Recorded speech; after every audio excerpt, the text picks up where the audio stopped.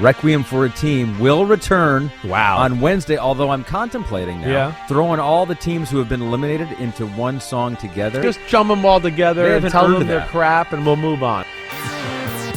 Yo, what's up? It's Chris Simms. It's Chris Simms Unbuttoned. Ahmed Fareed is here. It's Wednesday, December 4th. It's the middle of the week. We're getting in ready for week 14 in the NFL. It's the Pick Six podcast. Just hold on. Buckle your seatbelts. Requiem for a Team is coming later in the show. I'm actually excited to see what you did and what angle you took here because I don't have no idea what you did. You've already heard some rumblings and rumors. I've heard Pete's angry. Exactly, right. So we'll see. But I'm always excited for that. And as always, we are presented by Lowe's. Lowe's knows home improvement. What's up, man? How are you? Good to see you. You didn't bring any poison to the desk today, Not today. Nope. Not today. Or are you hiding it? What's in there? Let me smell it. I don't believe you. So along those lines, I don't believe you. Along those lines. First off, answer it. What's in your damn mug over there? So Ghost also has powders. They also have powders that you can put in to water. Addicted much? No. So and they're not a sponsor of this podcast, and so I'm getting nothing from this. They will never be a sponsor of this podcast. Hey, Ghost, if you're listening to this, reach out to me personally. Ghost Sour Patch Lemon Cherry Orange flavor. They have some pre-workout stuff, some after-workout, some healthier drinks and mixes that you can put in the water. All right, way to not go. An energy drink. Way to pump up Ghost a little. I'm just telling you the facts here. I didn't want to lie to you. But that's what's happening here today. It's not the energy drink, and we do have, it was so funny. So you have the protein drink? Or what it's do you not got? protein. It's just kind of like, I don't even know what it's called, BCAA, something like that. Amino acids. There's good stuff in there. It's good stuff in there? There's very good stuff in there. It's debatable. It's We're healthy. not sure. Very healthy, good All right. stuff. All right. We do have the Pick Six podcast. Eagles defense. I'm not changing the subject totally here. I just want to give a quick preview of what's happening. Please do. Lamar was not able to solve that puzzle. What happened there? Right. Chargers, we got their defense, what they did to Kirk Cousins, Russell Wilson. Man, the Steelers offense looks like a high-flying passing offense now. Red flags for contenders. The homies gave us some of the red flags they're seeing with their team. Yeah. We'll see if you agree. We got the Buzz Watch. We do end with Requiem for a Team, but we haven't done this in a while. The YouTube comments. The homies chime in all the time on YouTube. Yeah. We like to give them love, show some of the best comments. And so along the lines of what you were just talking about, the Miner says, like bro, that drink is straight poison. Laughing emoji does not. He likes that you're dying. He's laughing. Exactly. He's like, he's killing himself fear for in my front health. of us all. Doesn't care at all. Yep. But then look at this one. DJD, and I agree with this one. Ahmed should start bringing his drink in a paper bag. That would be kind of cool, actually. Like, you should do that. That should be a new thing. All right, so just every show you kind of unveil what's behind the paper bag. Yeah. But you kind of do that man on the street, like I'm a closet case alcoholic that puts the paper bag over my drink. And you like, go, what? Like nobody knows what that is. And you go, what is that? And I go, bone broth. I go, it's very healthy. So today is the powder of that drink, and it's a kind of an energy drink? Not or just really. No, it's like an amino acid drink. Amino acid drink. You're I didn't read the fine print. Apparently. We'll find it. And what was that supposed to do? Just give you more healthy. amino acids? Make you That's incredibly it. healthy. Like amino acids are usually what you take after a workout or something like that. You usually don't take them to like, I'm going to start the morning with some amino acids. Talking football for an hour and a half, a little bit of a workout. It works out a few things. I don't know. I'll bring in the label next time. And we'll go through the whole thing, the fine print. Ghost, if you're listening, Any other comments you want to hit on there? Yeah. How about people watching the Sunday night, early morning, Monday pod? Yep. This is GKA, 2:30 a.m. Time to watch Simms and Ahmed. Let's get it. And this was a great comment. That's incredible. 2:30 a.m. I want to know what at GKA 11111 is doing. Working the 2:30 third shift, second shift. Yeah, a lot of commenters do say that. 46 likes on that one. Wow. But then we got Tammy Eben, who gave a long and lengthy thank you to us. That is awesome. It was. 64-year-old person. Used to be a big fan of Peter King. He'd write the long thing. Right. Sunday night, come out Sunday night, Monday morning quarterback. Yes. He has since retired. So now for Tammy, we are now carrying the torch of that tradition. That is a huge honor. I'm honored. She's been searching for a suitable replacement. Yes. And she had found none until us. Exactly. It's the first time ever I've been compared to Peter King, but I'll take it. I'll take it, and I hope to continue to fill that void in your life, Tammy, and be your football spot of knowledge. Well, and Tammy wants us to do it for 52 weeks a year, coming in here on Sunday nights, even in non-football season. Okay, Tammy, right. I'll tell you right now, I'm sorry that's not going to happen. That will not happen. I don't know if I want that to happen either. I also do love that she added that even that idiot who she loves, Florio. Yeah, Florio. Yeah, so she's obviously all in on NBC Sports. I like that, Tammy. Thanks for listening. Thank you to the homies for all the comments. They're much appreciated. Even the ones that we don't put in the rundown, we read them, and we're glad that you are interacting with the show, and it kind of helps us craft the rundown. We got some of your red flags coming up later on. Right. But let's start here. Our pick 6, we start with 1. To do 6, you got to start with number 1. You can't get to 6 without 1. And so this is the Eagles defense and what they did to Lamar Jackson. This really was kind of probably the most intriguing game of the weekend to see how exactly it was going to play out. And Bills and 49ers, you could make the case there, but that one got out of hand early. This one was close, and early on, it looked like perhaps the Baltimore Ravens had the Eagles' number. We're going to be able to figure out this defense. In fact, we have a graphic of the first 2 drives compared to the next 8 drives. The first 2 drives, Ravens had 128 yards per play, 8.5. Right. Next 8 drives, we're talking 166 yards total in those 8 drives, just over 3 yards of play. And this excludes the final garbage time drive. The 70-yard touchdown. 24-12. Correct. Right. Yep. It's just the first 2, the next 8. Again, this is where the meaningful part of the game was. So I like that. And again, I think that's like something that could get corrected in stat world, right? Like we have the play up stat, right? That we've invented here, right? Something like that. Like there's too many teams that have misleading stats because of garbage time bullshit, right? And you look at it. Or a play that happens where you're like, man, that was lucky. That's never going to happen again. You know what I mean? Or something like that. Throw out the context throw out of what? the context. Or like, it's the last play of the half, and they're at their own 20, and they threw a little dump pass to the running back who ran for 70 yards because everybody's 80 yards away. Right. And they make the tackle, and it's like we get done with the game, we go, oh, he had a hell of a day. He threw for 300. Yeah. And you're like, well, they gave him a free 80 on one of the plays. Like, literally. Yeah. Or like Monday Night Football. We saw some long passes there, and those weren't necessarily at the end of the game. Yeah. But it might be one guy blowing an assignment, and now all of a sudden, that passing D really struggles. It was like, no, it was one dude that messed up, and now that's 93 yards later. That's hard. That's why we're here. That's why we are here, and that's why you go into the film to figure out what exactly happened with the Ravens. And so you did that with this game. Yeah, basically, well, what happened with the Ravens offense and the Eagles defense? Ravens early on came out with a good plan. I mean, really. I mean, it's Todd Monken's creative. He understood Vic Fangio and how they, you hear me talk about it all the time lately, how they pass people off in zones, right? He's famous for that. He's really the guy that I think kind of started it in the NFL, like these match zones and how they do that, right? So that in itself. But yeah, they moved the ball early on in the football game, as we just showed in the stats. And it wasn't just like, first 2 drives, boom, we figured it out, and now you can't move the ball. No, what I would say here, and the Eagles outplayed the Ravens for the better part of the football game, but early on, the Ravens had momentum on their side. They were moving the ball. They did have the Eagles a little flustered, and as you always hear me say, or we talk about this a lot, there's times in a game where you could take advantage of those opportunities and go, ooh, we took advantage of them all, and now that other team's in a tough spot. They have to totally abandon their style of play, and they can't play the way they want to, and now they're playing our style of football or how we wanted them to play, and now it's advantage us. And some teams take advantage of that a lot. Other teams can let that slip away at times. And I feel like this is the second time in 3-4 weeks we're going to say that about the Ravens, because we kind of said this in the Steelers game. There was plays there to be had. They didn't capitalize and ended up losing the football game. This was one where they were up 9-0. They got the ball back, and he misses a wide-open Isaiah Likely on the 3rd drive. I'm telling you, Ahmed, it's going to be a 40-yard gain at least. They're going to be in chip shot Justin Tucker range, right, to kick a field goal after the play is over, let alone who knows what they do with the rest of the drive. Blown opportunity there, certainly. Then they get backed up in their own area the very next drive, and now it's okay, like you might go, hey, it's time, like Philadelphia better start settling in. And they don't totally settle in. The Ravens are backed up, and Lamar has a pass on 3rd and 5 going to his right to throw to Zay Flowers where he is wide open and he misses it. So this is the second big miss in about 3 throws or 4 throws. Yeah. He's wide open. That gives, now they have to punt from the back of their end zone. The Eagles get the ball around midfield, short field.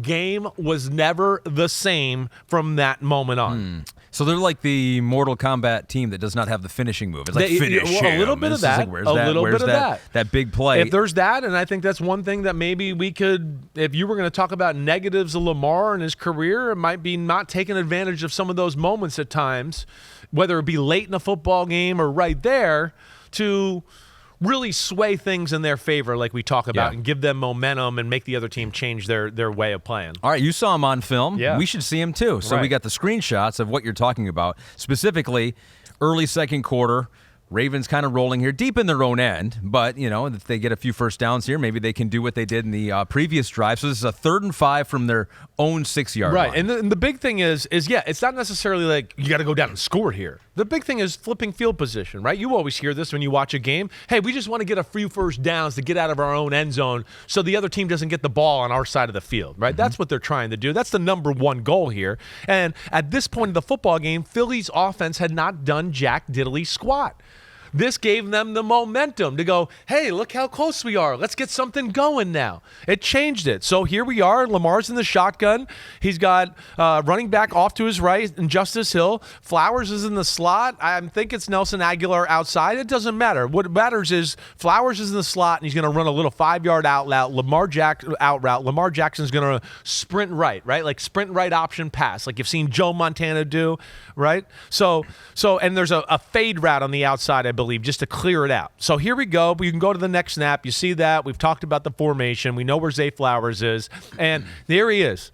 Now, Ahmed, you explain to people what that looks like to you right there. That looks like an open receiver. Like wide open, right? Yeah. Like a guy who has some speed. Wide open, speed, 7 to 8 yards from the sideline still. And this is arguably the best quarterback in football, throwing a pass that is 7 yards, right, to Zay Flowers for an easy first down, and then probably some, because he's going to get up at the sideline, he's going to turn the corner, and he's going to be one-on-one with a guy flying up trying to catch him, where if he makes one good move, who knows what happens. But either way, easiest throw of the day, and Lamar skips it. He skips it on the ground. I don't know if we have another picture to kind of show where it lands. It doesn't matter if we don't. He seems to be fading away when he throws. He's just trying to get it out there as quick as he can. I don't know what he was doing there. It came out of his hand funny.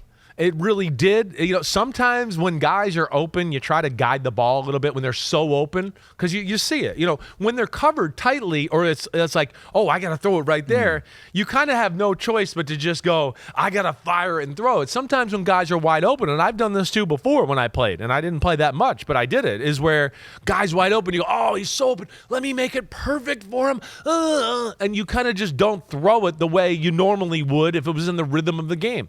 And that seems what happened there, but it wasn't even close. This is the second bounce on the ground after it's already bounced once. And so incompletion, short field, Eagles go down and score. Game not really ever the same from that point on. 9-7 after that. Yeah. Eagles score again, make it 14-9. So now the Ravens are playing from behind. We go to the second half here, and this is going to be a similar situation here with an open Zay Flowers. This is quarter 3. This is about 5 minutes in. This is another 3rd and 5, but this one is on the other side of the field, 15 yards from getting into the end zone. Well, this is where little things, like you hear Lamar Jackson talk about after the game, we're messing up little things. We're not taking advantage of opportunities. We're not doing any of that.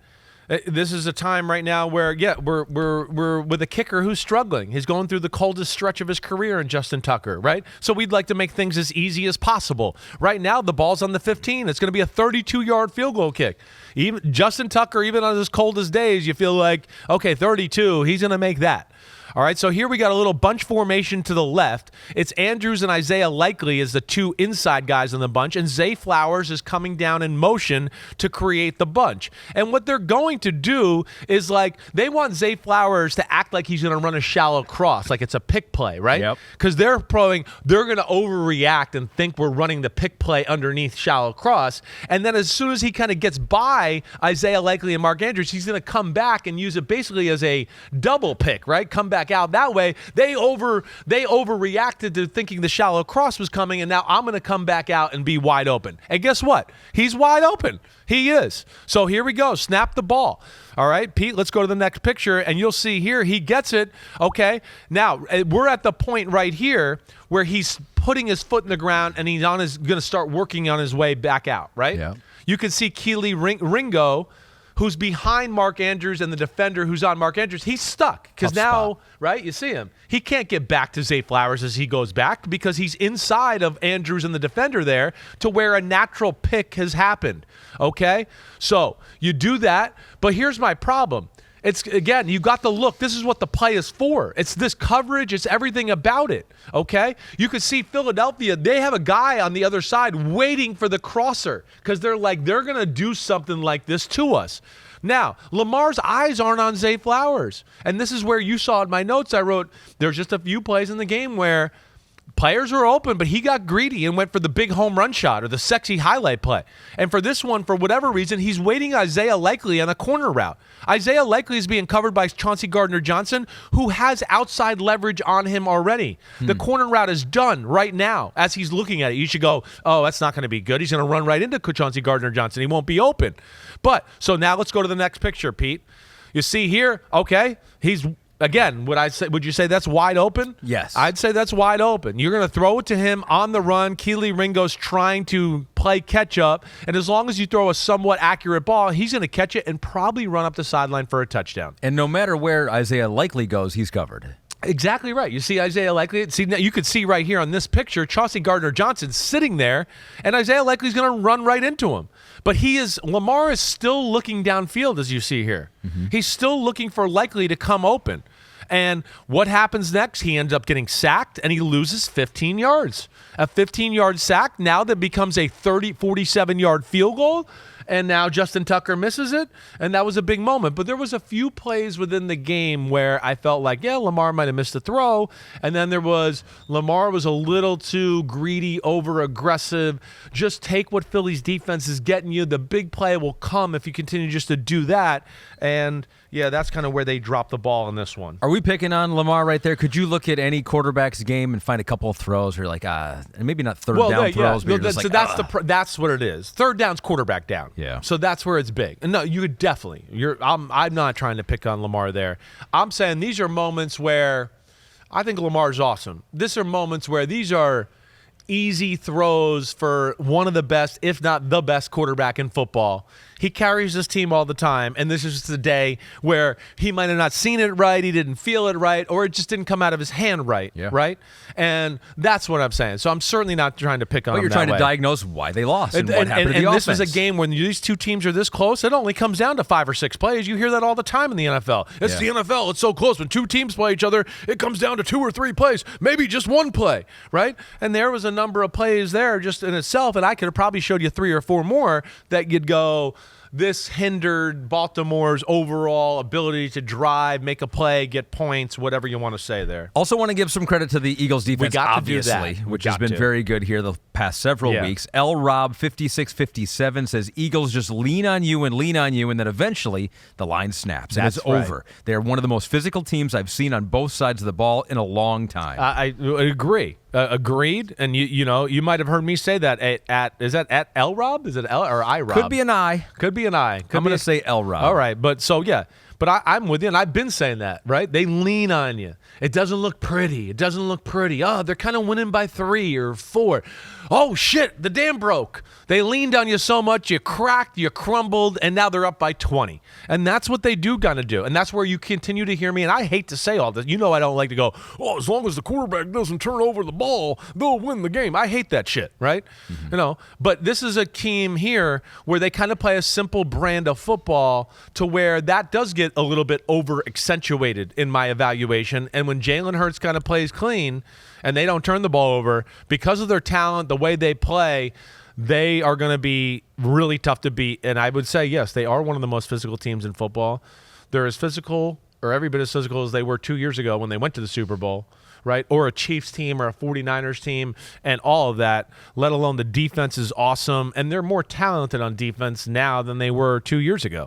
So I think all of that is, on the up and up there in Philadelphia. More superlatives for the Eagles D. Let's go into your notebook right now for a look at your cursive writing. And it says that the Eagles D, first off, no D in the NFL looks like the Eagles when they take the field. The Eagles have blank type everywhere. What is Prototypes. Prototypes. Okay. Not a swear word. I didn't know what that was. I know you didn't. Well, I get writing fast sometimes when I write my notes. I do feel like you were writing faster. I had a harder time deciphering some of the words. Yeah. You were in a hurry. I don't have a good pen right now either. Oh, no, I don't bad like pen. it. It's a little too catches the paper. It doesn't flow enough. So gotta get you a better I gotta pen. fix it. I lost my good one. But no, again, I'm into that. You know I'm into that. I mean, of course I'm into that. I grew up seeing that stuff. I grew up out of practice field going, damn, that's what the Giants defense looks like, or, oh, shit, that's what Reggie White and the Eagles look like. Hey, usually the guys that look really good and crazy and strong, guess what? They're crazy and strong. That's the way it is. And, yeah, when they take the field, they have a look.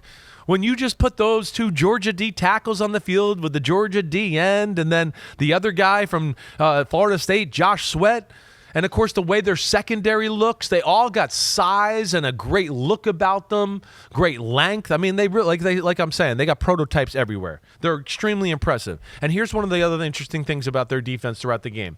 One, they can play man against anybody, right? They want to play zone, but they had some snaps of playing man, and they're capable of doing that, right? Quintanamo Bay, my man Quinyon Mitchell is the man, right? Avonte Maddox does a good job. Isaiah Rodgers does a good job. We know Darius Slay wasn't even out there, and Cooper DeJean and Chauncey Gardner-Johnson. I mean, damn, you hear those names I'm throwing out there right there? I mean, that's not even getting into their front seven. The other thing that was cool about this game, and they adjusted as this went on, early on, they kind of just like went after Lamar. They kind of just were like, we're going. We're talented enough. Screw the rush lanes or whatever. We'll run his ass down. Yeah. But he bought some time a few times and made some plays to where I think they then said, hey, guys, let's be a little more disciplined. And that's when they started to settle in and corral him. We didn't see as many magical plays, let alone even within that. They're one of the few teams in football that can put 3 D linemen on the field and go, if Lamar breaks, one of our 3 guys can run him down. We're that good. Nolan Smith, Sweat, right? A Bryce Huff, our man Carter. He runs Jalen. Sorry, he runs him down at one point. I mean, so they pose some problems from that standpoint because of their great talent. That way, they're able to corral Lamar a little bit. You've been critical in the past sometimes that in these big games against the top competition, that the Ravens do rely on the arm of Lamar Jackson a little too much. Did it happen again here? It did. They go through a flow. Watch, this week they'll go back to running the ball a whole bunch. This is what annoys me about them. They lose a game, they go, let's get back to run the ball like they did last week with the Chargers. And then they get to this game and they're like, well, we won last week, so we're good now. And it's a little too pass heavy. It's too pass heavy. They did show signs of being able to open up some holes for Derrick Henry. 18 rushes is just not enough, right? And it's another team where, I'm not looking for them to run for 180 yards with Derrick Henry. I'm just saying a few more runs are going to open up a lot more for Lamar and them general as an offense. And I feel like they leave a little on the field that way with not even doing enough play action, in my opinion, right? I think I'd be less concerned if they didn't run the ball, if I just went, they have a few more play actions off their run game to where I go, well, that's enough, and that keeps you honest either way.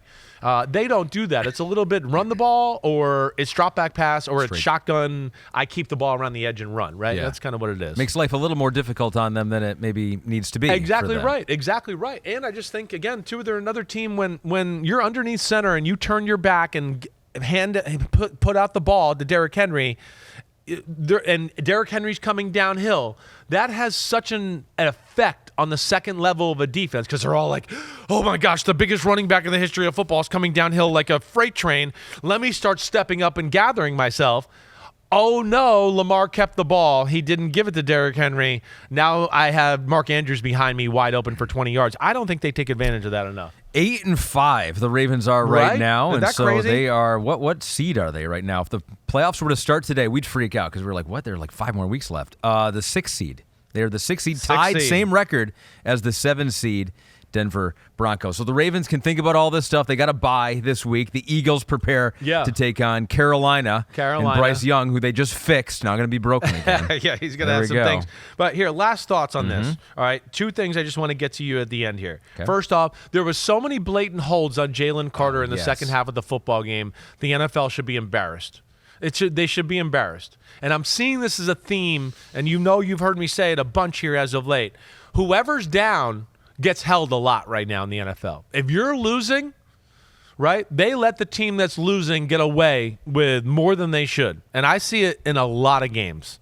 We've showed examples like the Steelers beating the Ravens a few weeks ago. I see it every week. There was some blatant ones in this game where I go, they're just not going to call it. It's right in front of his face. I don't know what they're looking at. It's computer assist. It's in Madden all the time. It drives me As crazy. Pete says, Mario Kart too. You get the blue shell. And then yeah, right. I love the blue shell. The last thing is, I said this a little already. The Ravens could have delivered the knockout blow early in this football game. Lamar played I would say, probably his most average game he's played all year. He missed some plays, some reads, some throws, all of it. Let alone made some bad decisions in some critical moments with the sacks. And there was another sack that he took that was bad later on in the football game. And then you saw me. They don't play through the run game enough. They don't play off the play action enough, and they need to do that. You know who was not average at the quarterback position? One Russell Wilson. They let him cook, and he cooked that Bengals defense. Now, we have seen other teams cook that Bengals defense earlier in this season, but the Steelers are different. They usually play through the run. That was actually the plan, apparently, to Najee Harris saying to Devin McCourty that they were still going to do that, but all of a sudden, Bengals had some holes. Russ got into some favorable passing plays and then goes for over 400. We'll start with G-Start Ari, I think is how you say that. He goes and tweets to you, for most, Baltimore's acquisition of Derrick Henry, Philly's ad of Saquon seemed like the best player additions. I may now disagree with that. Yeah. Steelers acquiring Russell Wilson may even be bigger, especially for a team searching for a quarterback identity. It's a fair question. It's a fair statement. It is fair. And as it's going and the way it looks right now, I mean, yeah. I mean, it's changing my thought about the Pittsburgh Steelers. I know I'm not saying every week's got to be 350 or 380. But we're seeing big plays in the pass game deliver really, really consistently. What are we talking now? Last 4 or 5 games? Sure. Right? And we're not going like, oh, man, they can't find a way to pass the ball. They can't make any plays in the game. I mean, they came back from the bye week and played the Commanders. The offense has been pretty damn good ever since then. And even the game before the bye week, who I forget who they played then, it was good then as well. So it's been better under Russell Wilson for sure. I will say, like, Tari whatever there. Sorry, your thought is right though. Saquon, I think, is the biggest offseason acquisition. I don't think there's any doubt about that. But this is starting to rival that. And Russell's looking freaking comfortable. And he's seeing the field so damn good, and he's throwing the ball off the charts good. I'm telling you, where he wants to throw it, the ball is going. He's putting it in perfect spots. And the other thing to me, Ahmed, because they got stuck in a little bit of a bind here, the Bengals, right, where I think they wanted to stop the run and do that early, and Pittsburgh was like, wait, we wanted to run, but forget it. If you're going to play this, we'll throw the ball a little bit. And they can't play man-to-man very good. And Russell, of course, you play man-to-man. He's not afraid to, throw a go ball, throw a slant route into tight coverage. He'll rifle that thing in there. This is where he's gotten better, in my opinion. Zone coverage. He is seeing it, he is diagnosing it, and he is making quick decisions, really decisive. Where I feel like in years past, it had been like, let me sit there for a little. Well, you were saying he was looking at the rush a lot, looking too, at the rush last year in Denver. Exactly right. Oh, he's not wide open enough Let me see if something else becomes more wider open, right? And that doesn't happen successfully in the NFL. I feel like right now he's seeing it. He's open. Boom, he gets it out and lets his guys do some work.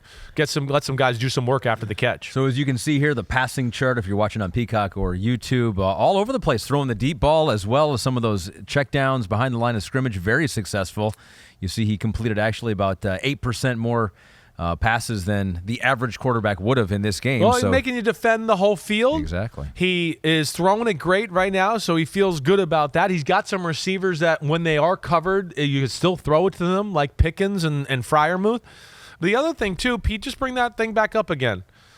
I mean, this is a much talked about. There are the numbers. There's that's that. Right. First off, that's good. Let Russ cook. Russ is in our control room right now and be like, show the numbers. I like that. The numbers were big, but I do want to show the dots for just real quick, just because one thing has always been a problem with Russell Wilson in his career. He's throwing the ball over the freaking middle. Yeah. And look at the ball. There's more throws over the middle. There's throws on the outside. There's throws everywhere. It's evenly dispersed, which is what you want to see from a good offense. That's the biggest thing. And then, of course, you see 2 touchdowns down the middle doing the same thing as well. So, yeah, they're becoming a team that's tough to defend. And even though their offensive weapons aren't like, whoa, amazing, it's a good running back, or it's 2 good running backs. Freiermuth is a high-level tight end. Pickens is a star. You can say what you want. He's a star. And then as long as Van Jefferson, Calvin Austin, excuse me. Man, if they had him, yeah, it'd be even better. And Mike Williams, who was going to be a force here at some point, that's punny to go along with that offense. Yeah. They're blocking good. They got it all going the right way. And I think Arthur Smith is starting to realize, wait, my guy's good here. He's comfortable. He's seeing things. I can start doing more on the offensive side of the ball, and they are being more aggressive, and the offense is more open or wide open than it's been in a long time. I'm glad you brought up Arthur Smith there, too, because I think we do need to give him some credit here, doing something in Pittsburgh we haven't seen in a while. And outside of Atlanta, where you had quarterback issues, right? The end of Matt Ryan's career, Desmond Ritter. Exactly. They made a bad decision in going with Desmond Ritter. That's where they should be faulted. Which is still on him, but as an OC, as a guy who can get the most out of talent, and when you have even better talent, you get even more. Exactly. We've seen him do that in Tennessee and now doing it again here in Pittsburgh. And also Mike Tomlin, right? Which we give Mike Tomlin credit all the time on this podcast. But there were a lot of doubters. It was just like, I don't know that you switch it to Russell Wilson now. He hasn't been the best. Justin Fields give you so much more with the legs. He knew. He loves him. He loves them. Watch Hard Knocks, the new in-season Hard Knocks, the AFC North. It's really good. The first episode came out last night. Yeah. He loves Russell Wilson. You can tell. He can't even hide it. They're literally on the field, like, pointing at each other, like, oh, you're the man. No, you're the man. Like, he kissing him on the head when he walks in the locker room, right? I think he feels like, hey, this is the perfect kind of quarterback, I think, for Mike Tomlin in a lot of ways. Yeah. It's a guy that's like, okay, he might have had an ego at one point. He's got no ego now. He's just happy to be quarterback and leading the team that's winning. He knows he's hungry, right? He knows he's got thick skin for some of the stuff he's been through the last few years. And now he's got his defense, and he's got Russell's mojo going and a little passing offense. The Steelers and the Packers are the 2 teams that I stare at, and they're back to our old saying of we are who we are, or they are who they are, right? Those are 2 teams that I look at, one in each conference, that I go, I don't think they are who they are totally yet. There's more. They could be better, right?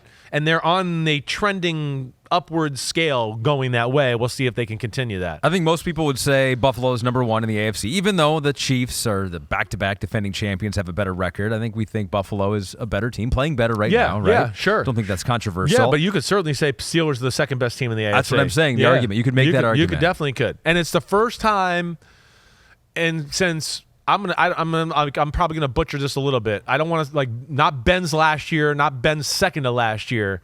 Like a few years before that, it's the first time in a number of years where I go, it's the first time I'm watching the Steelers offense attack rather than just trying to survive. Right? That's what they've been, and that's why I've rooted against them in the playoffs, because I'm like, who wants to watch them just call plays so they don't mess it up so their defense can make a play? Who wants to see that crap? We're not going to see that anymore. Russ is in the trust tree, and they're on the up and up there in Pittsburgh. And now they get the rematch with Cleveland. We'll see if there's snow everywhere. George Pickens is mad because the worst team lost the last time they played. Yeah, they got a little unlucky. It was a great game. Jameis is scary. He is. Jameis is scary. Again, Denver's awesome. Defense is awesome too. There's no defense that's going to defend you against some of Jameis's throws. Jameis, when he is on his game, his talent is up there with the top 10 quarterbacks in football. He's old school. Now, he just sometimes just keeps firing and firing and firing, and that's why it's pick six and almost pick six, right? But like when you play aggressive styles of defense like Denver does, yeah, Jameis is scary because he's going to be like, well, the 50-yard bomb's there. Let me throw it. Oh, let me jam this one over the middle. If he catches it and runs, he's gone for a touchdown. And that can scare aggressive defenses, and we know Pittsburgh tends to be scary too. Jameis Winston, next year's quarterback of the New York Jets. You heard it here first. I don't see that would make sense. Oh, right. That would be hilarious. That would be fun. All right, we got to take a break. When we come back, we're going to take another look at that Chargers D, which we have done a couple times, but now they picked off Kirk Cousins a bunch of times. It's through the lens of Atlanta, too. He doesn't normally do that, and take a look at that Falcons offense and what they're doing, because they're still in the mix. That division, they're right there. We got red flags for the contenders, too. We got some teams that look pretty good, but what is the thing that could hold them back from winning a Super Bowl? We'll talk about all that coming up next.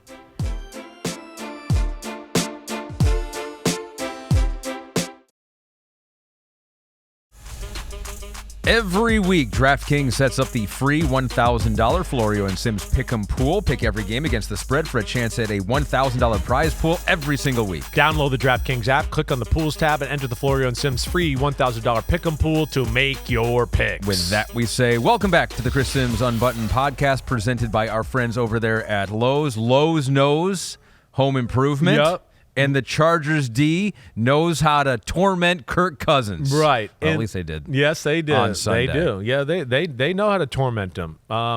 This defense, I like this defense, certainly. So this comes from Pete, our producer. Okay. He put in the rundown here. Yeah. This is what you said. He's quoting you from Sunday night. Gotcha. Okay. So this is before you looked at film. Cool. This was just your gut. Right. You said, I know the Chargers D hasn't been its best lately, but I don't look at it and say people have cracked the code. So, how do you say they're not at their best when they're creating all those turnovers, right? Right. But Atlanta was able to move the ball. Yep. And you thought they actually messed the game up a few times and just threw the turnover or did not score when they had the opportunity. Right. So taking a deeper dive into the film, what did that uncover for you? Yeah, okay. While we're at that, why don't you read the next comment there? Just because we're on it, I think it sets it up for all this. The Cosmic Loner is chiming in now. Chris, first, I love you. Oh, that's why you wanted to read it. I get it. The Falcons did not outplay the Chargers. The Falcons had 4 turnovers. Well, I get that. Thank you. And I understand that. Now, and we love you too, Cosmic Loner. We do. We totally do. And I will say, Cosmic Loner, after watching the film, the Falcons didn't maybe control it to the extent of what I thought on Sunday watching the game, right? Again, I'm watching 7 other games while it's going on, so it's hard for me to be spot on. But I will still push back against you and go, no, they almost had double the yardage of the Los Angeles Chargers. And they drove down the field one time and missed a 19-yard field goal. And they drove down again, and Kirk Cousins threw... he just threw the ball up to the Chargers and said, here you go. I don't even know. I'm inside the red zone, but here's this is a one-arm hook shot into the back of the end zone. Who wants to pick it off? So there was some stuff like that, right?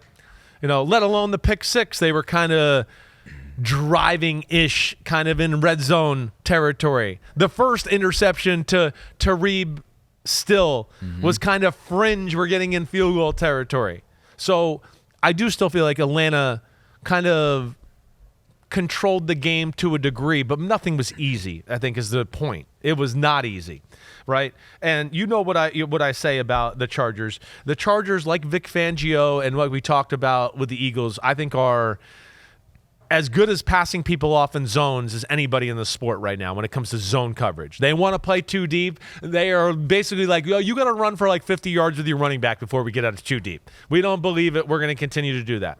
And they don't have a ton of different coverages. But early on when Atlanta's moving the ball, right, the Chargers are interesting in their adjustments of where you go, oh, man, their zones are kind of being picked apart a little bit. I guess they're going to start blitzing and playing man-to-man here. And no, what they do is they just go, no, we're going to find other zones we like that we think make more sense against this formation and what you're doing to us right now. So that's where they're kind of cool, too. They don't go just like, oh, they picked apart our cover 4. We got to blitz and play man-to-man now. We're in trouble. They just go, no, I think if we play our 3 match or our quarter half, that'll give them some problems. And they kind of figure out what it is they finally want to dial up against personnel and formations. You do think they have the ability to play more man, though? They do. And I think when Asante Samuel gets back healthy at corner, Christian Fulton is out there, I think they can do it. They can. And I think there's at times where I go, I wish they would do it a little bit more just to keep a team off balance, and especially a team like you've heard me say with Atlanta, where I go, they're not man-to-man beaters. All you got to worry about is Darnell Mooney. He's the only guy that you really got to worry about down the field, to where I'd go in those kind of games, I would dabble in man just a little bit more. Because London's more of a 50-50 ball guy. He's a as big is guy, Pitts, a route runner. Exactly. Pitts is the same way. That's one of the problems with Atlanta. You've heard me say this. I'll say it again. Big plays are a problem. They don't make big plays. Every drive is 11 plays, 65 yards, 12 plays, 72 yards. Every drive. They never have a slant route that goes for 60. Bijan Robinson, as good as he is, it's never really a run more than 15 or 10 yards, right? He's not as good as Jahmyr Gibbs. Everybody in the draft process got that wrong. Jahmyr Gibbs is the best running back in that draft, because Jahmyr Gibbs is hit your head on the goalpost every time he gets a hole.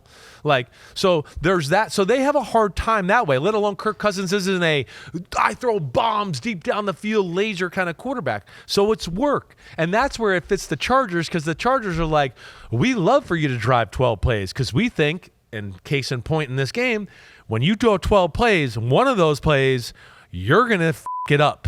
And we're going to be there to capitalize, whether we hit you as you're throwing, confuse you with coverage, do any of that. And we had a little bit of all of that going on early in the football game. So let's take a closer look at Kirk Cousins here, because that is one of the talking points out there in the NFL media. It's like, is it time for Michael Penix to take over for Kirk Cousins? So here's the numbers. Last 3 games for Kirk. Haven't won any of them. Right. Hasn't thrown a touchdown. Nope. 6 interceptions, which 4 of them did come in this last game. This is the first time in his career he has gone 3 straight games without a touchdown. Yeah. So Kirk has not done this. Well, this is why I had to watch it. I mean, Kirk Cousins is, this is one of the best pocket passing quarterbacks of the last 10 or 15 years in the NFL. I mean, he's known for lightning quick, decisions, seeing the field perfectly, going to the perfect place with the football, accurate throws, all that. None of that happened in this football game. None of it. He didn't look like himself. The ball hung in the air. He didn't have power on the football. He has a little bit of a problem right now where he's bending at the waist like a pitcher, right? We always talk about quarterbacks. It's around, right? And your throwing arm should almost go to the opposite pectoral, right? He, at times in the game, was like a pitcher off the mound, bent over, folded at the waist with the arm down by the opposite pocket. Yeah. Right? Those are not positions you want to be in as a thrower. That's you're not going to create power of that. But between that and then getting confused by the Chargers and some of their coverages and what they were doing, it was about as shaky and as rough as I've seen Kirk Cousins look. All right, so let's see if Kirk should be benched now, and we'll pick 2 random plays, both of which he looked very bad. He shouldn't be benched. Let me just say that. Okay. No way. They're 6-6. They're in the lead for the NFC South right now. They have the tiebreaker against the Bucs. You don't want to throw your rookie quarterback in there right now. Right, what's that going to do? That's not a great recipe for success either. Hey, we're kind of struggling on offense, right? Things are going bad, and hey, you could come in and maybe you could save the day, but the chances are you're going to be a rookie and have to get used to things, and you're not going to save the day, and we're going to lose, and then we're going to go in the offseason and go, I don't know, should Michael Penix be the starter? He didn't look very good. You're not setting him up for success here doing that either. So, no, you stay with Kirk Cousins, and you let him work himself out of this little slump they got going on. And here's the slump. We've got a couple plays that cool. Detail that. This one is in the third quarter, about midway through. It's a 3rd and 5. I think we've shown exclusively 3rd and 5 so far in the screenshots. Seriously, you're right. This is at the Chargers 23, so they're 23 yards away from scoring here. What are we looking here? It's an all-out blitz by the Chargers. All-out blitz. This is what they did. And, Derwin James, he talked to Florio, and he said one of their things was to, give him different looks, right? Give Kirk Cousins different looks. He's smart. Everybody knows that. So if you line up in your coverage, he's going to figure that out, and he's going to dice you up. By this look right here, there's 7 guys at the line of scrimmage. He thinks I got all-out blitz. Looks like it. Right? It looks like it. And it is all-out blitz, but just with a little bit of a caveat. Because this is where the Chargers are smart. They've watched film. They've probably watched, they watch every all-out blitz Kirk Cousins has gotten all year. They realize, what he likes to do? When they get these looks, they have these little bunch. They like to throw it over the middle in these all-out blitz looks. So what do? They give you an all-out blitz look, And then they're going to drop 2 people out in the middle to cover their asses for those underneath, right over the middle type throws. So let's go to it. Let's see the next picture, Pete. As you go to the next picture, you'll see he's dropping back. Still, it's all out still. Yep. Right? But you could see there's a defender there on the left hash who is right over the center who's starting to drop out, right? And look where his eyes are. He's looking at the 3 receivers to the right, going, all right, they taught me to look over there. Somebody's supposed to come over here to the middle close to me. And let's go to the next picture. We'll see. And I believe it ends up being Rodney McLeod here, who's over the middle. And our man Deion Henley is sitting there looking him up. And you could see Kirk Cousins is staring down McLeod, I guess doesn't even see Deion Henley. And he's going to throw the ball. And let's go to the next picture. And he's going to throw the ball. And not only does it get tipped to the line of scrimmage, I'm not sure it would have been intercepted if it didn't get tipped. So he actually got bailed out here. He might have got bailed out. It is going to be very dicey.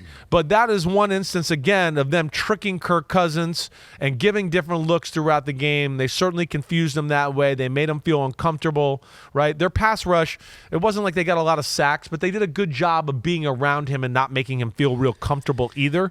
And that was a big part of their success. But as you saw, they're driving the ball into Chargers territory, and then end of the third quarter, they're driving it into Chargers territory again here at the 40-yard line. They decide to go for it on 4th and 5. Right. And here's the pick six. Here's the pick six. And look at the alignment. It's exactly the same as the play you just saw. Yeah. By both teams, really. It's the same thing. Right? So it's very similar. It's, again, 7 men at the line of scrimmage with almost the exact same alignment. And now this time they have a different play called. And I'm sure within this, they thought, hey, once we drop the guy over the middle out, they'll start to go, well, we can't do the over the middle against all out blitz. Let's go outside. It's a little safer over there. So this is where Jesse Minter, the D coordinator, he's smart, and he's going, wait, I think this will be their next move. So now here they are in all out. Go to the next picture, Pete. They say set HUD. He drops back. What do? They drop into Tampa 2.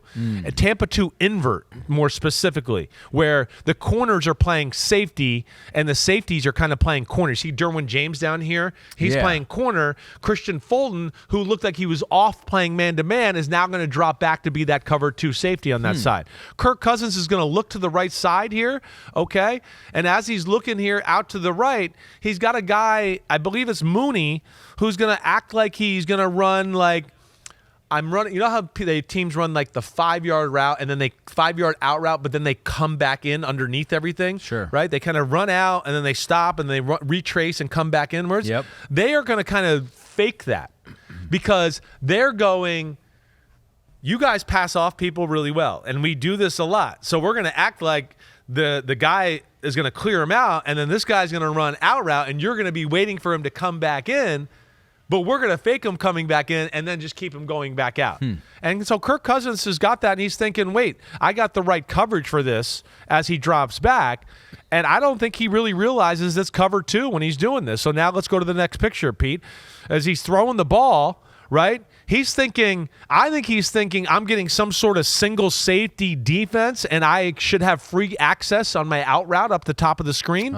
And you could see Darnell Mooney, who's just faked coming back in, is now continuing back out. Kirk Cousins is in the throwing motion, and still the cover 2 corner, look what you explain it, right? He's breaking on it. He's breaking on it. His eyes are all over the quarterback. He sees Cousins is about to throw it, and it becomes a throw basically right to Still into his chest. Pick 6. See you later. And that was a huge part of the football game and really ended the game. I don't want to say ended it, but certainly put the Chargers in power position. Turn the momentum there for sure. But these are all things, I mean, these are obviously bad mistakes by Kirk Cousins. You think he can get it back on the rails, or he is still the best chance for the Falcons to get it back on the rails? I think it's exactly right. I think he's the best chance, that. And again, this is a defense. This Chargers D is good. Back to Pete's quote and all that. The code has not been cracked.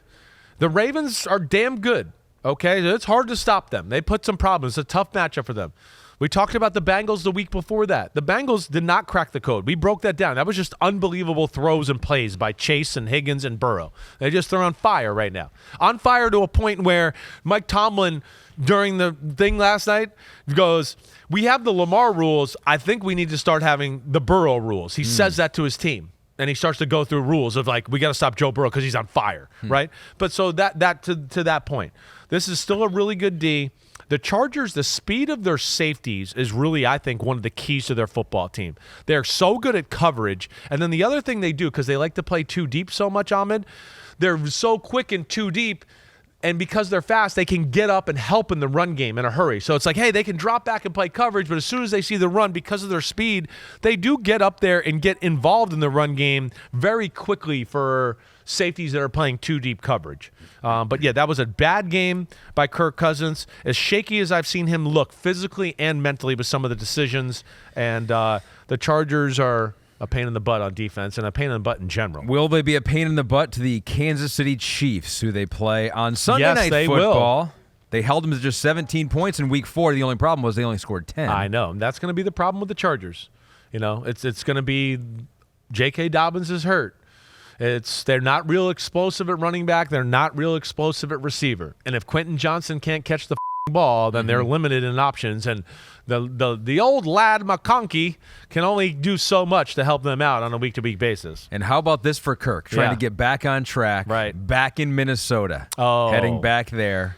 It's going to be awesome. And he's going to be under it again this game. He's going to be under it. I mean, Minnesota, they're going to do a lot of this type of stuff. All-out blitz, drop into something else. Oh, it looks like this. We're end up in something else. And when you're not throwing the ball well, it starts to affect what you see and your decisions and all that. Huge game. I mean, huge game between Atlanta trying to keep lead in the NFC South. Yeah. Huge lead, and like the most under-talked about thing in football is that the Vikings are only one game out from having the best record in football. It's kind of pretty. It's pretty amazing. It's one of those. If you're a fan of the Falcons, you're going to say the familiarity that Kirk Cousins has against that Minnesota defense is going to help him. And if you're the fan of the Vikings, you're going to be like, the familiarity they have with Kirk Cousins is going to help them. I think Kirk Cousins has the advantage in this one. You do. I do, just because he did get because Kirk Cousins, they're going to know some things about him, but it's still going to be like, we got to know Zach Robinson's offense. Kirk is going to go, wait, I've seen these plays. I've seen this. I've heard when Harrison Smith says, chunky two, that means cover two. Yeah. We're going to blitz this guy, whatever. He's going to know some of their calls. You don't think maybe they might change chunky two to they skinny might. three? They might, but they better be all over that, because there's going to be things, and then there's going to be things he just knows and goes, oh, when they line up like this, they like to do that. Here, or when he says anything, I know they're probably going into this. Right, exactly. That's where I feel like he probably has a little more advantage than they do in this one. All right, you've mentioned it a couple times. That division is tight, as it has been the past few years. Not necessarily elite teams, but all packed close together. Falcons tied with the Buccaneers in odds now to win the NFC South. Yeah. They're both 6-6. Take a look at the schedule. You did mention it. The Falcons do hold the tiebreaker. They swept those two games against the Buccaneers. And so can the Buccaneers get one game better than the Falcons from here on out? I think so. You do? I think where I look at, I feel like the Buccaneers' schedule is a little bit more favorable. So that Chargers game will be tough. Game's a tough one, right? I think they can win any of the other games. Any of the other ones. Dallas, Carolina, New Orleans, Las Vegas. Those are the other games other than the Charger game. I don't have any problem with saying that I think that they're better than those teams. I know they're not so much better that where you can just go chalk it up as a W. I get that. But, yeah, that's favorable. The Falcons, on the other hand, it's at Minnesota. I know they have the Raiders, too, but it's at the Vegas Raiders, and it's at Washington Commanders 2 weeks after that. That's just a little bit harder than what the Buccaneers have. But we'll see here. I mean, it's going to be interesting. They both got to deal with Carolina, who's definitely resurged as a viable competitive football team, and Bryce Young's playing good. So we'll see where it goes. I don't know where I would pick on that one right now. If you had to put $1 million on one of them, I feel like I would go with the Bucs. I feel like the Bucs have a little more talent on their football team, I guess, on the defensive side of the ball, and their offense has the ability to be a little more explosive, I think, than Atlanta, especially with these two running backs and what they're doing there in Tampa right now. And it feels like Baker will make a play. Exactly. Well, Baker's more aggressive and explosive himself, just as a worried thrower. now about exactly Kirk. Right. DraftKings Sportsbook, the number one place to bet touchdowns. New customers can bet $5, get $150 in bonus bets if your bet wins. Download the app and use the promo code UNBUTTON when you sign up. DraftKings Sportsbook. The crown is yours. You get to keep it. You don't have to give that to anybody. All right, now time for number 4 in the Pick 6 podcast. Red flag. Red flags. Challenge flag. So they say red flags and green flags. Green flags is like a good thing, right? I've seen this on TikTok a lot. Right. They go, what's your red flag? Right.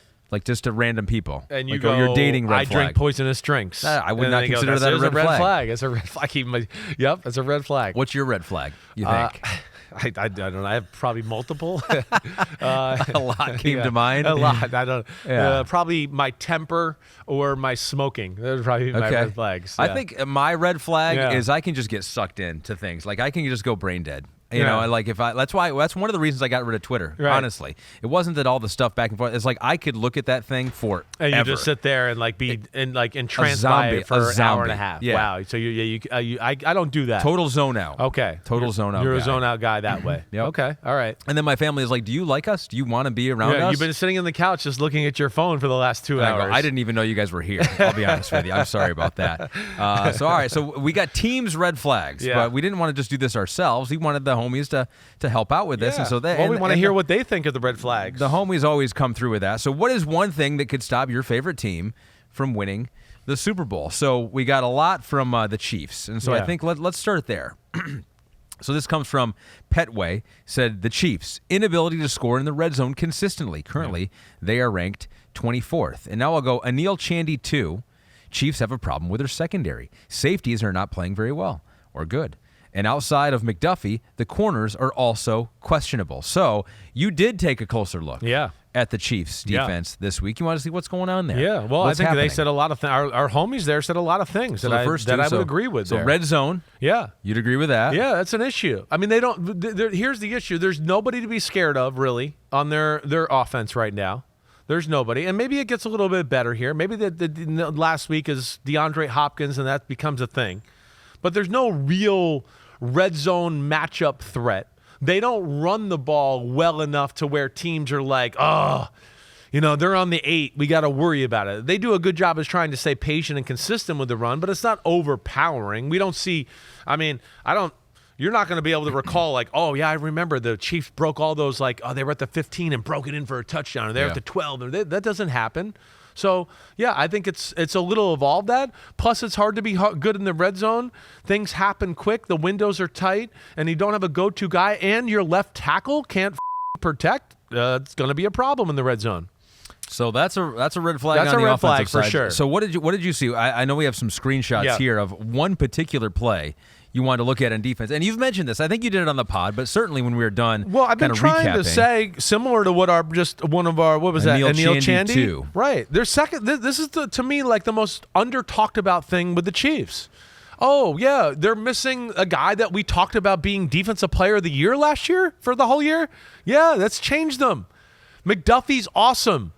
But the rest of the young guys in the secondary, whether it's not being as talented as L'Jarius Sneed, or the fact that, hey, they can leave McDuffie one-on-one over here, but over here they want to play some intricate, detailed zone, they're either messing it up or they're physically just not as good as L'Jarius Sneed, and that's led to some issues. But, there's plays every game where kind of see them mess up a coverage, mess up communication, mess up the details of a coverage, and it leads to some big moments for other teams. One in particular, first play of the second quarter this past week. Right. It was a 3rd and 3. Yeah. I just wrote, this is like the perfect example. This is what I've been seeing on film with them a little bit as of late. Right? They want to be creative. They want to blitz. They want to do some things to keep you off edge. And when you watch them, the other problem with them right now, and this is another problem with their team and why they have some of these other issues, is when they rush 4, they can't get there right now, Ahmed. Right? Chris Jones is not playing as good as he was last year or the year before. And then when you really think about it, there's no other body or guy right now that's jumping out or popping on a consistent basis with their defense. All right, so here we got Nazeed Johnson at the bottom of the screen here. They got 6, 4-man line of scrimmage, 2 backers are in, Tranquil and Chanel, okay? They got McDuffie at the top of the screen, right? They're trying to kind of show like it might be a corner blitz here, okay? And Aiden O'Connell's got 2 receivers to the left, 2 receivers to the right. The back's off to his right in the shotgun. All right, so let's go to the next play here, the next picture. All right, you see here, they bring the corner blitz, right? They got 5 guys. They tried to make it look like they were playing man-to-man, And they're playing a form of two deep coverage here, right? And especially on the bottom here. It's like a two carry where the defensive end who fire zoned out of there, Charles Omenyehu, he's kind of carrying the slot receiver up the seam, right? It's not ideal, but they're trying to catch them off guard and catch them by surprise with a blitz and disguise and all that, right? Mm-hmm. So he's in trouble, okay? And because of that, the safety at that's right there, he is also backpedaling, and I'm going to make sure I got this right with what safety that is. I got it. It's Jaden Hicks, number 21. Well, he knows he's got to help out Charles Omenihu with the guy going up the seam. So he doesn't want to get too wide. The problem here is Najee Johnson. He's playing cover 2, and you have flat responsibilities, sure, but there's nobody in the flat, okay? And then your other rules in cover 2 is the receiver inside you, you have to watch him, because if he breaks out, you have to be there. So you always want to be, at the equal depth of the receiver inside you. But when nobody breaks outside, you have to continue with your depth and running with the guy that you're next to. And you could see here in this picture, right, Ahmed? He is kind of looking in the backfield, and he already has a posture of wait, I have to defend the flat. Mm-hmm. And there's nobody there. It's a 3rd and 3, so he's probably thinking I got to be ready. They might do something like that. Pass. Right. But he overthinks it or outthinks himself here. And then we go to the next snap here, or the next picture, and you'll see as we go, he's still now kind of wait, is somebody in the flat? Is somebody in the flat? And Aiden O'Connell is he's read his body language going, he's not turning and running.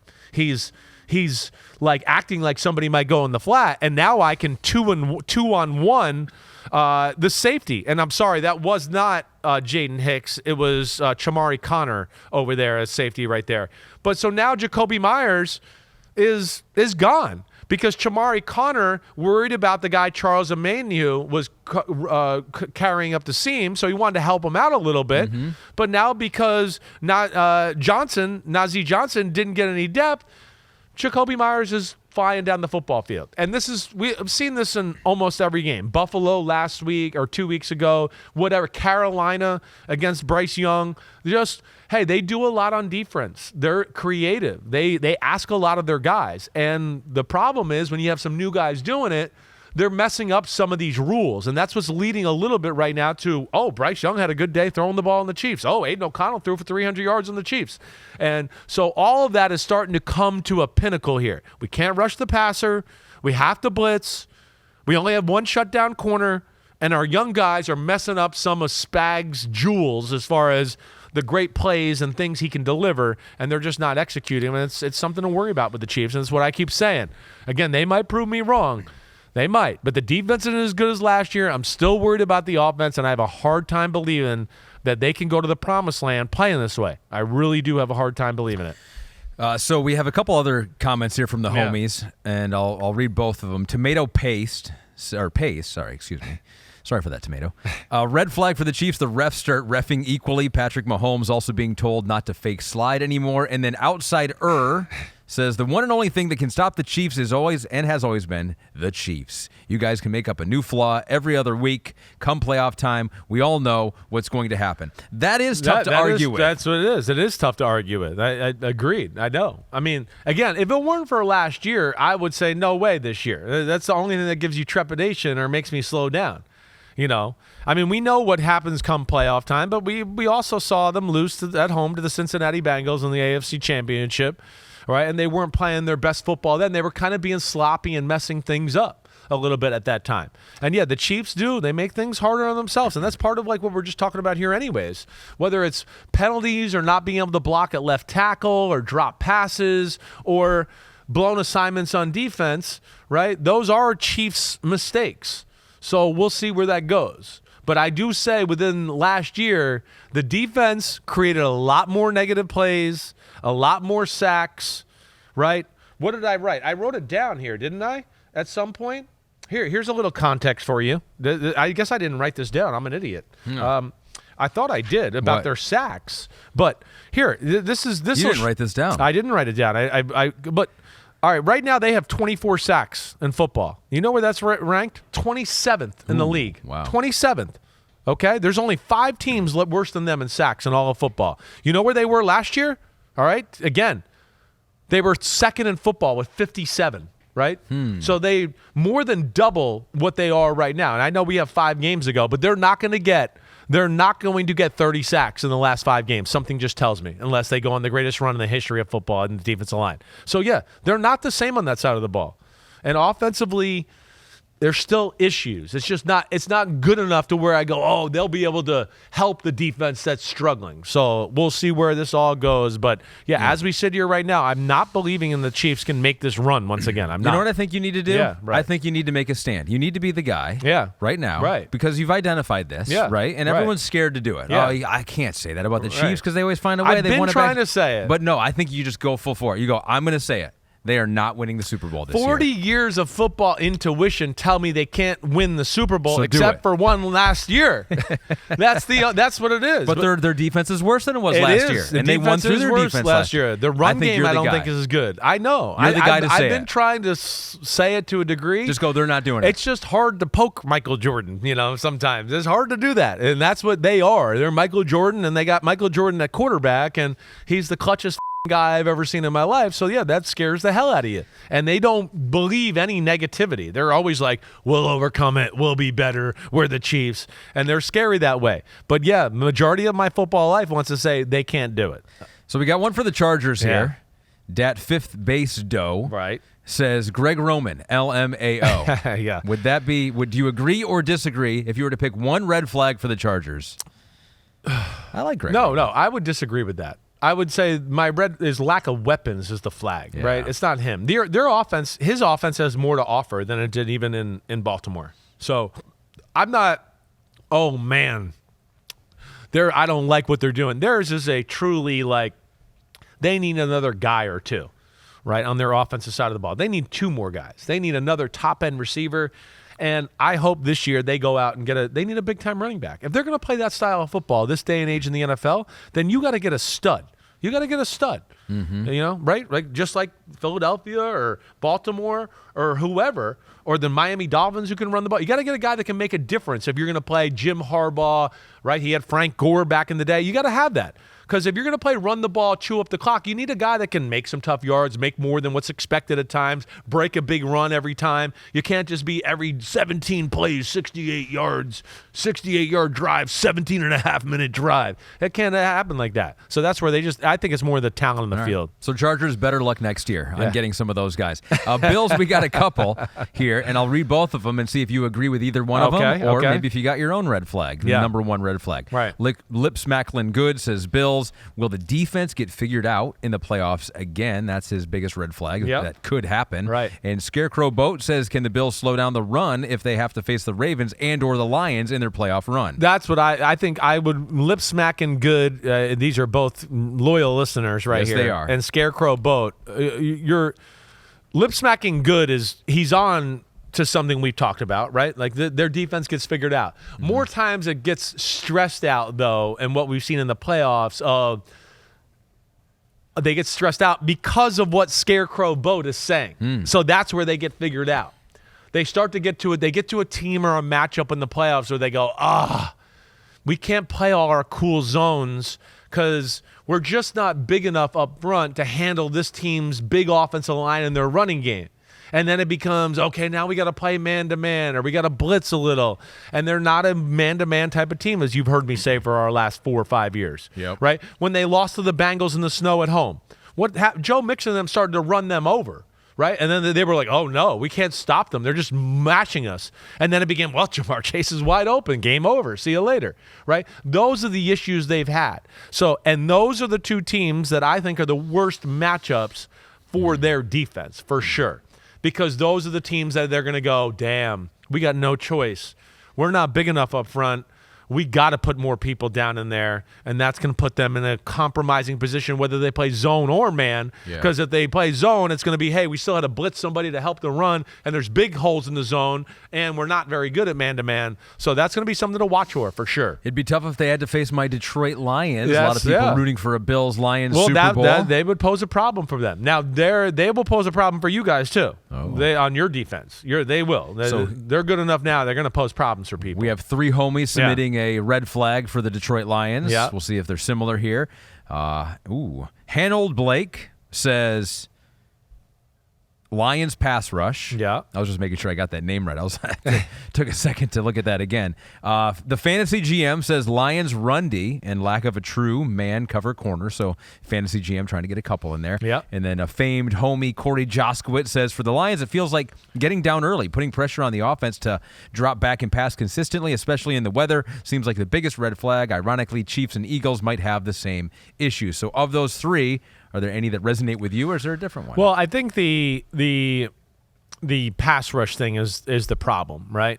And that leads into what fantasy GM is talking about with a lack of a true man-to-man cover corner too. Yeah, Carlton Davis has been very good. He is very good, and he is your one guy that you can trust. I think in a big moment to go, hey, you got to cover. Justin Jefferson here. He's been on all divisional those guys. playoff game, like it's 3rd and 4. We need you, right? He'll be able to do that. But I think it's within the pass rush, and that affects the pass defense, of course, too. I don't care. When you can't rush the passer, right, it doesn't matter if you play man or zone, right? Like we're talking about the Eagles game. The Eagles, remember I was saying they could play man-to-man, but a few times they played man-to-man. It was great for 5 seconds, but then Lamar made the play happen for 3 more seconds, and then it's like, I can't cover Zay Flowers for 8 seconds. He's going to get open eventually. And that's what can happen to you guys, and that's certainly one of the things you worry about when you play a team maybe like Green Bay, right, who can protect a little bit, and they got some guys downfield that can do some damage, where you go, uh-oh, right? We don't want to live playing man-to-man across the board on this group. We got to pick our times when we do it, but yet we got to pressure a little and try to disrupt Jordan Love, or he'll have all day. And I think those are going to be some of the issues. I look at the Bills and the Lions. They both have good defenses, but they're going to have to be smart to play through their offenses when it comes big playoff football. I do disagree a little bit with Corey. Yeah. I do think the Lions are a comeback team, because it's not like they have to exclusively get into the drop back pass game. They run on 3rd and 7, and they can do it effectively sometimes. So they can play their offense that they want to play. I think so score. too. The only thing he makes a point with Corey that I like is outside. Yeah. I think Philadelphia winning the 1 seed would hurt you guys, right? For 2 reasons. If you guys win the 1 seed, you're arguably the hardest place to play right now in all of football, Detroit, right? The fans are rabid. You guys are going crazy. You've never been this good. You got a mojo about you. Your team feeds off the energy, all of that, right? Jared Goff, it's well documented. He's better in the dome. Not that he's bad outside, but if he had to go to Philly late in January and it was like a day we're having up here in the Northeast right now where it's 24 degrees out, it's a little breezy and all that, I think it's fair to go, I'd like to see what Jared Goff is going to look like in that moment, because he's had some moments in the past where we've seen it not look quite as good. So one more, and it's kind of along the things you said right there, but it's with the Lions and Eagles. Hoop Stuff says the Lions and Eagles, 2 teams with, in my humble opinion, good but not elite superhuman type quarterbacks. Yeah. If there's a critical 3rd and 12 or 4th and 3 type situation late, I want Mahomes, Allen, Lamar type super quarterback to handle the ball and dictate the play in the biggest moments. Tough to argue with that. Yeah. And while I do think that Jared Goff is probably the weakest link on the offense, I really do, but that's not a slight on Jared Goff. I think that the line is that good. I think the running backs are that good. Yeah, you guys and I are think stacked. The receivers are that good. Right. You can At say least the same top thing 2. with Philly. Same thing with Philly. Right. So, I mean, it is a team game. Yeah. And you can still win with a not superstar No, quarterback. you don't have to have that. This is what I love. This is great. This is awesome. You don't need to do that. Build the damn team. They're plenty good to get it done and do what you got to do.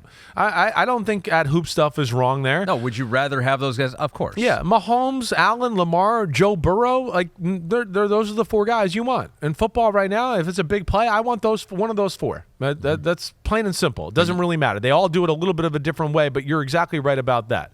Right now, these are teams, and if there's a critical 3rd and 12 and whatever, 3rd and 12, 4th and 3, whatever, those guys we just talked about, they can color outside the lines a little bit and be like, I might have had a guy there for 7 yards and he could have ran for an extra few, but I'm a good enough athlete. I could buy a little more time and definitely get the first down with a throw, right? That's where, so Goff might not be able to do that, but you guys make up for it in different ways. Well, exactly. If you had a 3rd and 12, I would rather have Mahomes over Goff. I would rather have the Lions offense over the Chiefs offense. Exactly right. Like Ben Johnson's going to get people open somewhere down in that area. That's the point. And that goes the same thing for the Eagles. The same type of thing. 4th and 3 type of situation. Damn, I don't know. The Eagles could probably tush push it.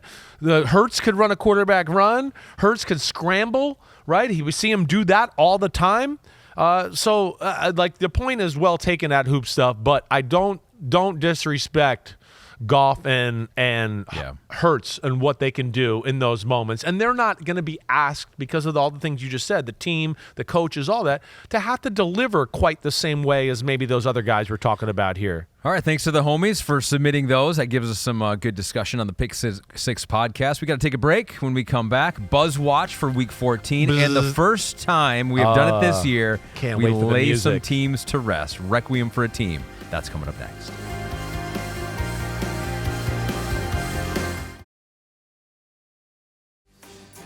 Welcome back to Chris Simms Unbuttoned, presented by our friends over there at Lowe's. Lowe's knows home improvement. Time for number 5 on the Pick Six. That is Buzz Watch for Week 14. The teams and players that have the biggest opportunity to create the biggest buzz. What was your buzz last week? I didn't do it because that's we right. had Thanksgiving. You're right. I forgot. Totally forgot. I don't know what happened the week before that. Yeah. So No, you were good the week before that. They were all correct.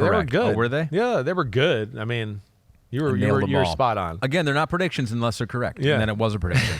Number 3 this week, I'm picking the Seahawks beating the Cardinals. Okay. I think if that were to happen, so for the first time maybe all year, we have a little clarity as to who the favorite is to emerge from the NFC West. Yeah, I think that's big news right now. I mean, it's interesting. Seahawks, Cardinals, Rams, right? It's a 3-horse race. I do think the 49ers are going to continue. They might win this week against the Bears, but I don't really see it from the 49ers this year. My money would be on the Rams still in that division. They got to play the Bills this week, though. That's going to be tough.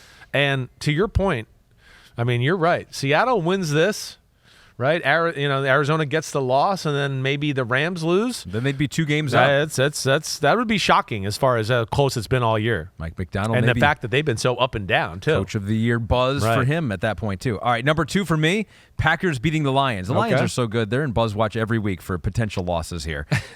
So if this happens, the NFC North and maybe the 1 seed becomes much more wide open. With the Packers, Lions, Vikings all within a game in the league's toughest division. Yeah, I think that would be big news.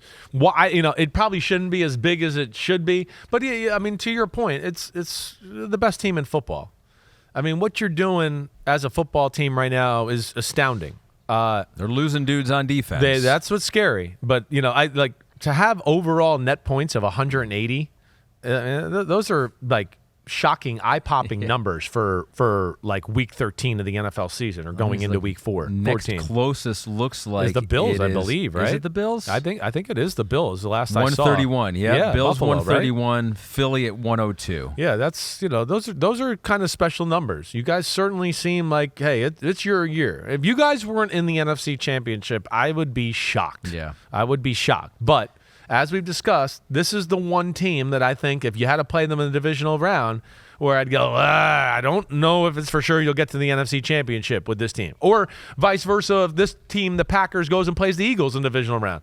They will be one. As we said earlier in the pod, Steelers, Packers, to me, are the 2 teams in each division that, they aren't what they are yet. I think they're getting better as we sit here, so we'll see where it goes, and that would be big if the Packers beat the Lions. Pete looked it up. We were 0 for 3 in Buzzwatch in Week 12, so they were not. Yeah, but your spots, but your predictions. I remember us talking of like you were, and it didn't predict, right? But one was Colts beating the Lions and getting into that 7th spot. Deal. Cardinals beating the Seahawks would have been big there. Right. Chargers beating the Ravens, which almost happened. Yeah. Would have been big. But yeah, your point was if that happens, it's big news, and we're talking about that on Monday and Tuesday. Well, I'm putting the Chargers back in there. Okay. I'm putting them in there as number 1. I'm saying if they beat the Chiefs, so while the Chiefs will still be ahead by 2 games in the division, you're like, well, this is not Buzzwatch. Still likely the division winner. The real conversation begins on who is actually the best team in that division. Yeah, I mean, agreed. And I think that we'll see a game that's similar to the first one. I think it'll be tight and low scoring.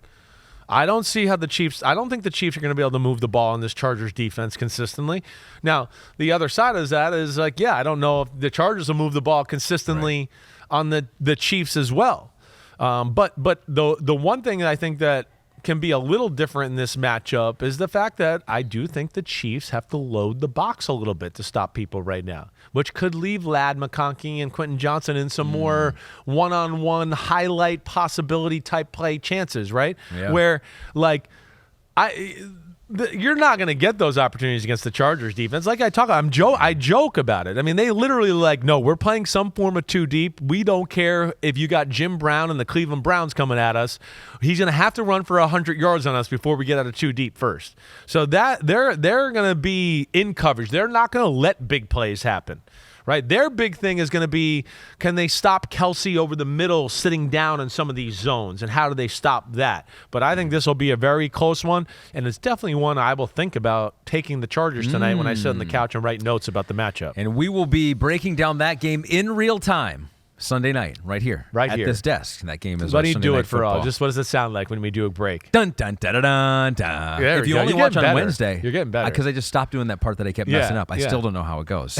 I've worked here for like 5 years now.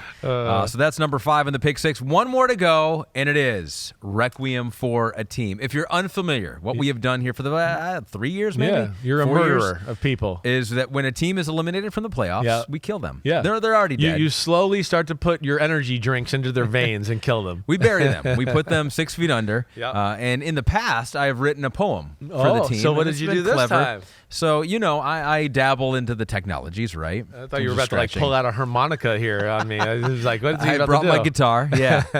No. So what I have done is I've created some songs here. Okay. I have created just one thought song. You might go the I've grouped all the teams put together. Them all. Did you create them or did a chat AI? Well, exactly. There's some AI here, and Pete is already angry because he hates the robots. But what I say to Pete is, I'm a human, and I worked writing this stuff. I had to do variations of this song. Right. You were hosting basketball show last night until midnight. No, whoever made this thing that makes these songs too, that technology, that was made by a human. Humans were along every step of the way in this process. So this is a fully human process to get this product at the end. So the teams who were eliminated are the Giants, Raiders, and Patriots. And so I had to think of how do you group all those teams together and put them in a catchy little tune that you will be singing, that Morgan said she has been singing now for 2 days. So this is what we came up with.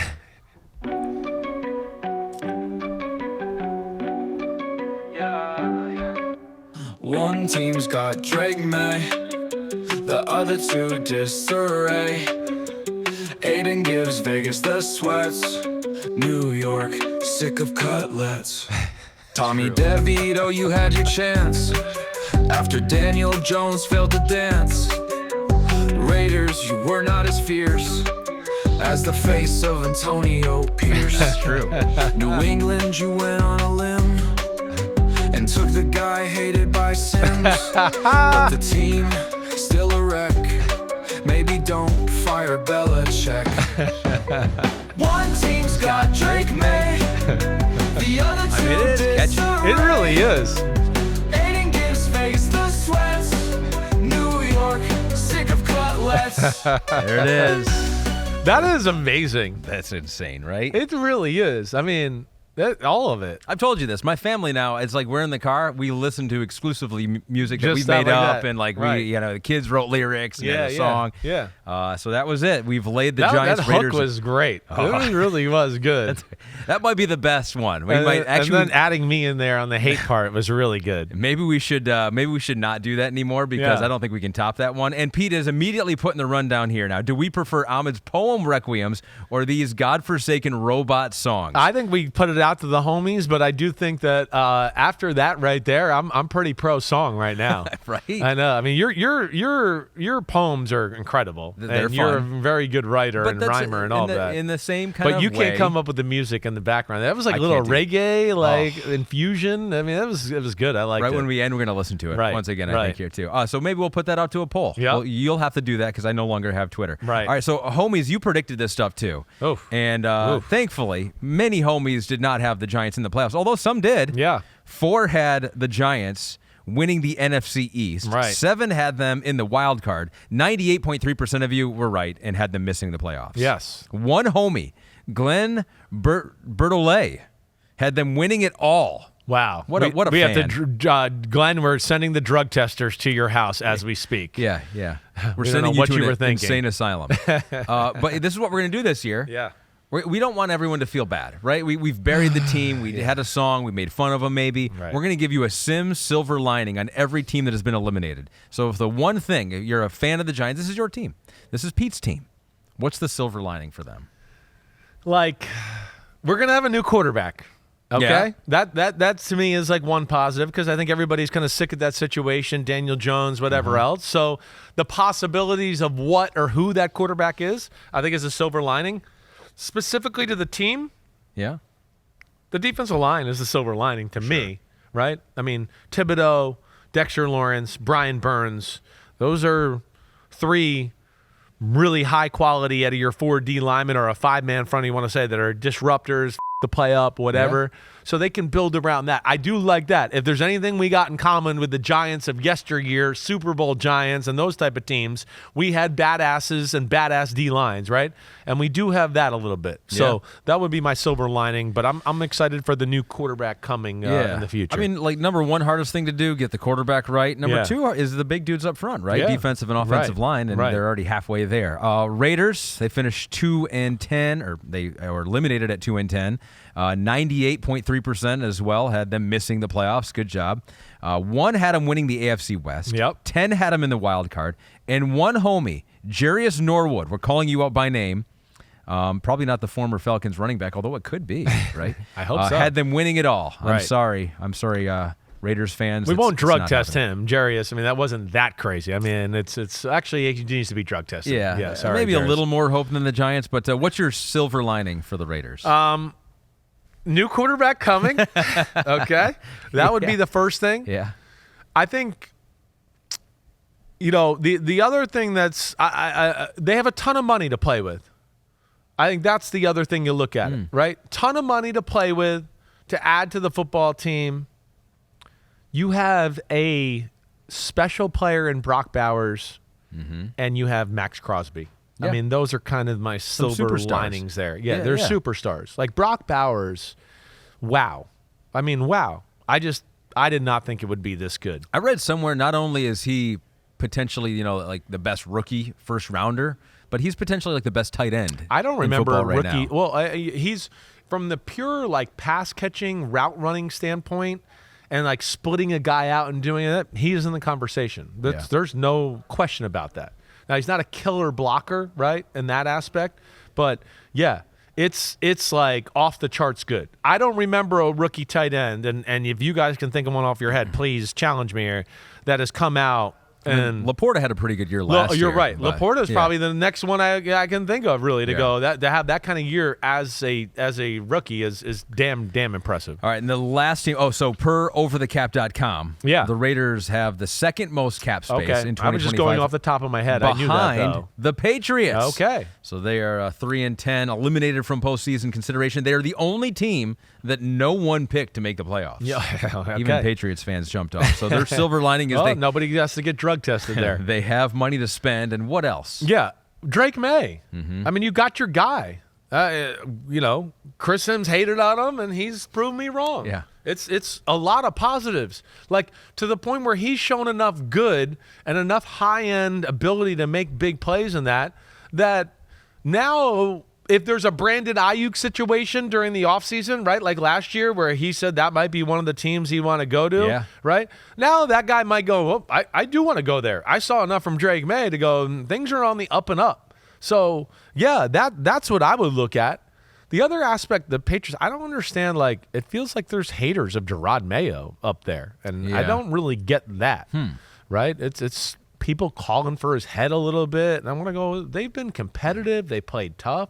What did you expect from them? Yeah. What on their team did you look at and go, oh, they should be winning more football games? Yeah. So I like what Gerard Mayo's done to this point. Let alone he's got Bill Belichick making comments about his team, which is a bunch of bull crap and all that led to more people piling on Gerard Mayo and all that. So I've been impressed with what he's done so far. Well, I don't think you're going to have the high profile. Oh, maybe you will because you have the quarterback here, but it doesn't seem like that desirable. I mean, it's just like you're following and it a shouldn't legend. be Very, anything. very difficult. It should be Gerard Mayo should be the coach. Yeah. That's it. Plain and simple. There shouldn't be a discussion here with the Patriots and what this is. 1 year with a crap team, and we thought they were going to win the AFC East or something? Come on, let's let it work. Let's see where it's gone. He's done a good job with Drake May and where they're going. So, I don't understand that conversation at all. What's the best thing that Drake May has done that surprised you this year? From the guy who I think just hated controlling of the football, Yeah. right? That's the biggest thing. Again, like it still can get better. There's still a few things mechanically, but he's smoothed out his motion. It's not as segmented like I talked about. He's fixed some of his footwork issues, even though it's not perfect, right? He still can be reluctant sometimes to go, oh, that's a 12-yard throw. You got to throw that in there. He's open. It's tight. But that's gotten better every week. And like you heard me say throughout the whole draft process, the ball was everywhere in college. I wasn't wrong about that. I mean, that's not like debatable. It's not debatable. It was. So, yeah, that is few and far between now. People are open, he hits it. There's a slant, and the guy has a chance to catch it and run. He most of the time puts it in a spot where the guy can catch and run. Where, like you heard me say during the process, he'd be like, slant, guy's gone for a touchdown. He's got to go to the ground and catch it, or he can't even get a hand on it. So he's really fixed himself in that department. I'd be curious to hear, and we might in the offseason, like who helped him the most in fixing some of those things and getting on the right track. Yeah, that would be nice. Jaguars were also eliminated against the Broncos. They won. The Broncos winning so Monday night eliminated them. I already made the song. Yeah. So they'll be included next week. Yeah, don't worry. You're okay. Don't worry. We're not going to fire you because you didn't make ChatGPT Jaguar song in there. That might have messed up the whole rhythm of that thing. It would not have been the same song. Right. This was perfect. Right. Next week there'll be a whole list of teams that are eliminated once again, and you can have fun with that. Got to get in the lab. All right, everybody. I hope you enjoyed Pick Six Podcast in the bag, in the box, in the bag, wherever you want to say it. It's done. It's done. It's done. You can ship it. Ahmed is almost dead from drinking all his poison, so we got to go to take him to the hospital and pump it out of him. Yep. Oh, it's powder poison this time. It's so much better for you.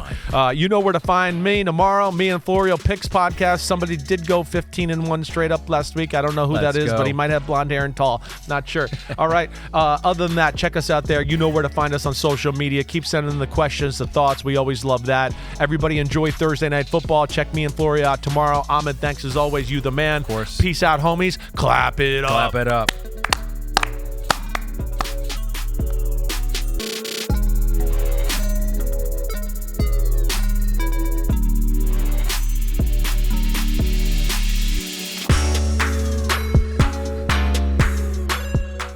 Yo, homies, thanks for watching. Yeah, it's time. The NFL season is here on Chris Simms Unbuttoned. You can hit subscribe to get all the weekly picks, plus our Sunday recaps as the games are happening. Oh, you know it. Nobody does that better than us. Thanks again for watching. Remember to subscribe. Peace out. We'll see you next time on Unbuttoned.